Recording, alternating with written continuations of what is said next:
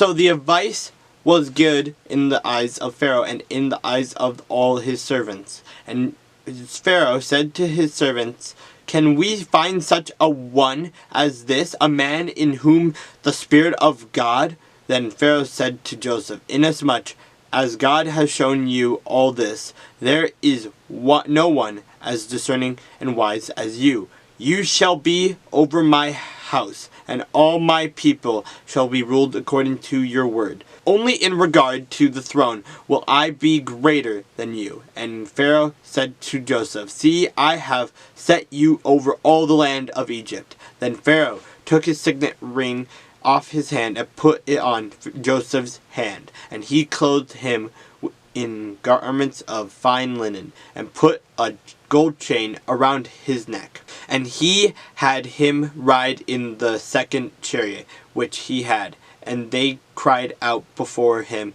"Bow the knee!" So he set him over all the land of Egypt. Pharaoh also said to Joseph, "I am Pharaoh, and without your consent no man may lift his hand or foot in all the land of Egypt." And Pharaoh called Joseph's name Zabinath Paneah, and he gave him as a wife Asnath, the daughter of Potiphera, the priest of On.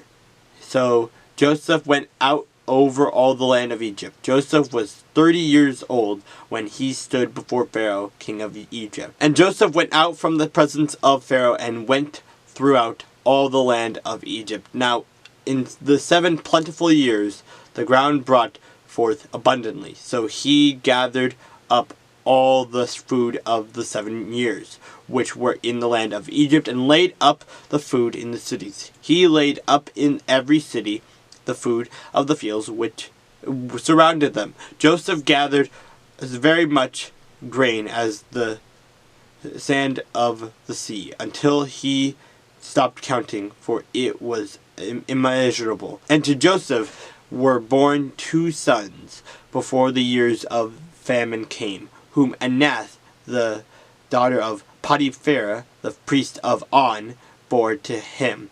Joseph called the name of the firstborn Manasseh, for God has made me forget all my toil and all my father's house. And the name of the second he called Ephraim, for God has caused me to be fruitful in the land of my affliction.